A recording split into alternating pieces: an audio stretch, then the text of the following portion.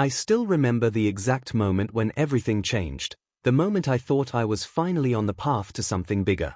4 months, I had been working my tail off, chasing one of the biggest clients our company had ever seen.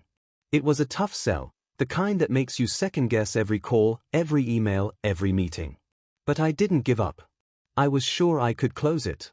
And then, finally, I did. That $1 million deal wasn't just a number on a contract.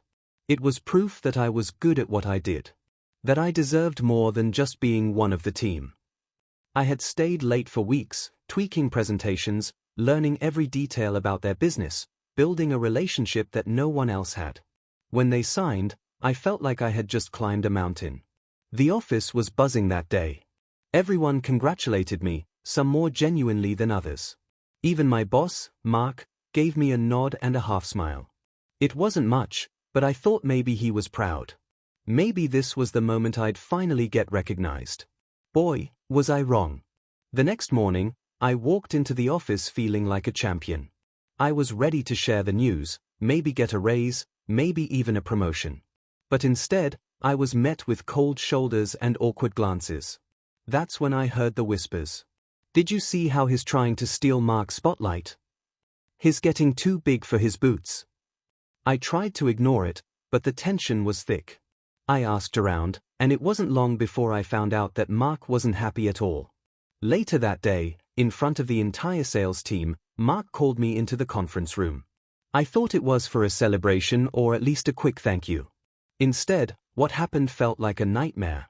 He stood in front of everyone and said, loud enough for all to hear, "We don't need people trying to outshine their leaders. Your attitude is dangerous for this team." Then, without warning, he fired me on the spot. My mouth went dry. I could barely breathe.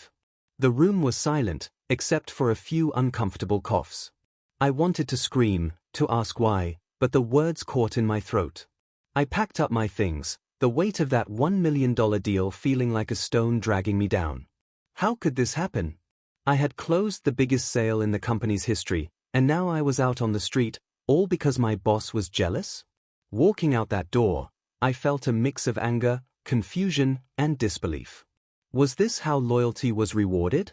Was this how hard work was repaid? That day, I made a promise to myself. I wasn't going to let this be the end of my story. Walking out of that office, box in hand, I felt everything crashing down around me. The sting of being fired, publicly, no less, burned deep. But beneath all that pain was something else, a fire. I wasn't going to let Mark or anyone else crush me like that. Not after what I'd done. That night, I sat in my apartment staring at my phone. The texts and emails of congratulations from the day before felt like echoes from a past life. I kept replaying the moment Mark called me out, like a bad scene in a movie I couldn't rewind fast enough. The humiliation of being fired in front of my entire team, it hit me harder than I expected. I remember thinking, how does someone like that become a boss? Mark wasn't just insecure, he was petty and vindictive. I realized then I had been working in the shadow of a man who couldn't stand anyone shining brighter than him. But I didn't want to dwell on it. The deal I closed was proof I had what it took. I decided then and there to take control of my future. No company, no boss would ever hold me back again. The next morning, I started making calls, not just to contacts I had from work, but to every connection I had built over the years. I wasn't going to wait for someone else to hand me an opportunity. I was going to create my own. One of those calls was to an old client I had helped years before. We'd always had a good relationship, but it had been a while since we talked. When I told him what happened, he didn't hesitate. "We've been looking for someone exactly like you," he said. "Why don't you come in and pitch some ideas?" That call was the first spark of hope. From there, things began moving quickly. I started freelancing, taking on small projects, building a portfolio outside of the company that had fired me. Each new client felt like a small victory. I was proving to myself that my value wasn't tied to one job or one boss. But it wasn't easy. The fear of failure was always there, lurking in the back of my mind. I had bills to pay, and with no steady paycheck, it felt like walking a tightrope every day. There were moments when I doubted myself, when I wondered if I'd made a huge mistake. One evening, about a month after being fired, I sat at my kitchen table, the glow of my laptop screen the only light in the room. I was working on a proposal for a potential client when my phone buzzed. It was a message from my old co-worker, Jenna. She told me what had been going on back at the office after I left. Apparently, Mark had been scrambling to cover up for the loss of the big deal. The client was demanding more attention and better service, and without me there, the company was struggling. Hearing that was both satisfying and infuriating. I'd closed that $1 million deal, but Mark had thrown me under the bus rather than admit his mistake. It made me even more determined to succeed on my own terms. Around that time, I started posting some of my work and success stories on LinkedIn. At first, it was just to keep my network updated, but the response surprised me. People started reaching out, offering advice, connections, even job offers. It felt good to be recognized for my skills again, not just as Mark's employee, but as me. I realized that sometimes, losing one battle can open the door to winning a war. But the biggest turning point came when I landed a meeting with a startup company looking for a sales director. They needed someone who could bring in big clients fast. I showed up ready, confident but humble, and pitched them a plan that was all about growth, transparency, and teamwork. They hired me on the spot. That moment felt like a fresh start. No toxic bosses, no politics, just a chance to build something real. I threw myself into the job, learning the ins and outs of the startup world and bringing in new clients faster than they expected. But old wounds take time to heal. Every time I thought about Mark and how he had humiliated me, I felt a flicker of anger. I kept reminding myself to focus on my future, but the past wasn't ready to let go. One day, a few months into my new job, I got a call from someone I never expected, Mark. His voice was cautious on the phone. He said the company was struggling without me and wanted to talk about possibly coming back. I was speechless. Why would I go back to someone who had publicly shamed me? Why would I give him the satisfaction of seeing me crawl back? I told him, no thanks. I'm building something better now. And then I hung up. That call was a defining moment. It showed me I was no longer the same person who had walked out, confused and hurt. I had grown, learned, and taken control of my own destiny. Looking back, getting fired wasn't just an ending, it was the beginning of a new chapter one never would have dared to write if Mark hadn't pushed me out. I was done playing small. After turning down Mark's desperate call, I felt something shift inside me. That moment wasn't just about rejecting him, it was about rejecting everything that held me back before. I was no longer the guy waiting for permission or validation. I was my own boss now, at least in my mind, and I wanted to make that real. The startup that hired me was smaller than my old company, but full of energy and ideas. The kind of place where you wear 100 hats and every win feels personal. I loved that. It was a fresh slate, no baggage, no jealousy, no backstabbing. But success doesn't come overnight. The pressure was intense. The stakes felt higher because now, I wasn't just selling products, I was selling my own vision. The first few months were a grind. Long days, tight deadlines, and non-stop calls with potential clients who didn't always say yes. There were moments when I missed the security of a steady paycheck. Nights when I lay awake wondering if I'd made the right choice. But every time I got a yes from a client, it was like a shot of adrenaline. Proof I was on the right path. One of my biggest challenges was convincing people to trust a startup over the established giants they'd worked with before. I had to show them that we weren't just another company, we were partners invested in their success. It wasn't easy, but slowly, the deals started rolling in. I remember my first major win.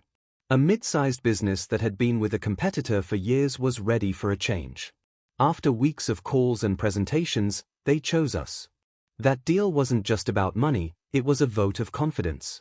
A sign that what I was building mattered. With each success, my confidence grew.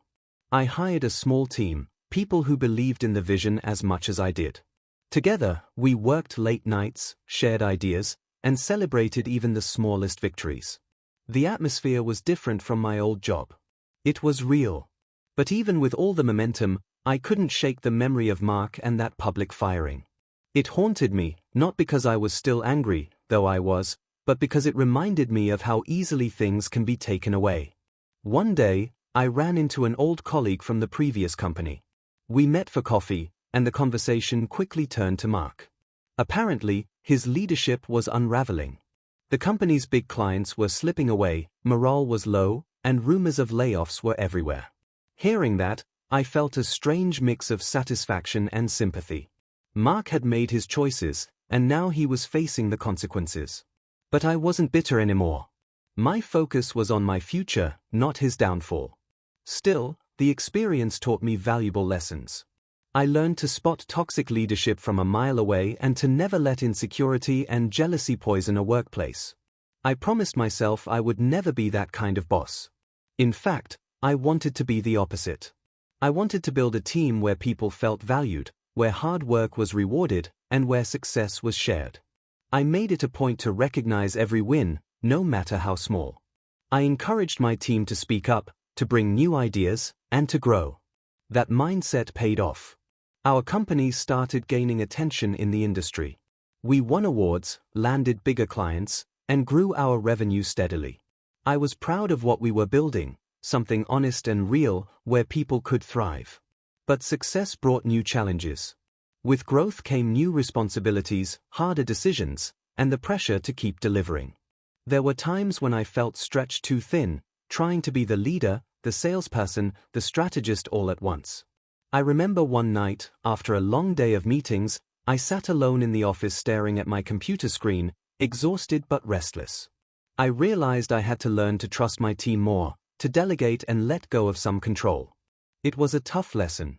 Letting go meant accepting that things wouldn't always be perfect. But it also meant giving others the chance to shine.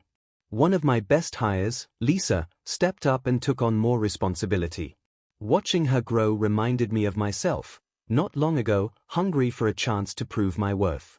Around that time, I got an unexpected email. It was from Mark. This time, there was no desperate plea, just a simple message congratulating me on my company's recent success. He said he hoped I had found what I was looking for. I almost deleted it. But then I paused and replied, thanking him for the message and wishing him well. That exchange felt like closing a door that had been open too long. The truth is, getting fired was the hardest thing I ever went through. But it was also the best thing. It forced me to face my fears, to fight for myself, and to build something on my own terms. Looking back, I'm grateful for that painful moment. It showed me who I really am. And it taught me that sometimes, the biggest setbacks can lead to the greatest comebacks. Months turned into a year, and by then, my startup wasn't just surviving, it was thriving. We had grown into a solid team with a strong client base, and I was finally feeling the kind of success I had dreamed about back when I was stuck under Mark's shadow. But even with all the wins, a part of me never stopped thinking about that $1 million deal, the one that triggered everything. It was a reminder of where I had started, what I had overcome, and how far I'd come. Every time I closed a new deal, I remembered how close I was to losing it all. Then, one day, something unexpected happened. I got an invite to speak at a local business conference. It was a modest event but a great opportunity to share my story and connect with other entrepreneurs. When I accepted, I knew I had to be honest about my journey, the good, the bad, and the ugly. Standing on that stage, looking out at a room full of eager faces, I told them everything. About the big sale I closed, how my boss fired me publicly, and the months of doubt and struggle that followed. I shared how that moment of rejection became the spark for something much bigger. The crowd was silent, hanging on every word. I talked about building my own company from scratch, about the late nights, the challenges, and the small victories that kept me going. I wanted them to know that failure isn't the end, it's a chance to start fresh. After the talk, people came up to me with their own stories of struggle. Some thanked me for being real, for showing that success isn't a straight path. It felt like I was giving back something that was hard-earned, turning my pain into purpose. But the biggest surprise came a few weeks later when I got a call from an old client, the very one I had closed the $1 million deal with back at my old job. They wanted to move their entire contract over to my company. They said they trusted me. Not just because of the sale I had closed, but because of the values I had built my business on: honesty, transparency, and respect. That call was a full-circle moment. It was proof that the right people notice hard work and integrity, even when it's messy at first. Of course, there were still tough days. Running your own business means you're responsible for everything, from the biggest deals to the smallest details. But it also means you get to set your own tone, your own culture. I made a promise to myself to never be the kind of leader who tears others down to build themselves up. Instead, I focused on lifting people, celebrating their successes, and encouraging them to reach higher. Looking back, getting fired was the turning point, the push I didn't know I needed. It forced me out of my comfort zone, away from a toxic environment, and into a place where I could truly grow. Now, when I hear stories about toxic bosses or office politics, I think about how close I came to being trapped in that cycle forever. But I chose a different path. I took the hard road, and it paid off. I've learned that sometimes, the biggest obstacle in your career isn't your skills or experience, it's the people around you. And sometimes, the best thing you can do is walk away and build your own path. Today, my company is still growing, and so am I. I'm proud of how far I've come, not just in dollars or deals, but as a person. I've learned to trust myself, to stand up for what I believe in, and to never let fear hold me back. If there's one thing I want anyone listening to take away from my story, it's this: don't be afraid of setbacks. Sometimes, getting fired, or failing, is the best thing that can happen. It forces you to fight for yourself, to find your own strength, and to create a future that's truly yours. Mark's decision to fire me didn't just end a job, it started a journey. A journey I'm still on, and one I'm proud to share. If you've ever faced a moment where everything seemed to fall apart, drop a comment below and let me know how you bounced back. I'd love to hear your story. And hey, if you're new here and you want more real stories, hit that subscribe button and ring the bell so you don't miss what's coming next. Remember, your story isn't over until you say it is. Stay strong, keep fighting, and I'll see you in the next video.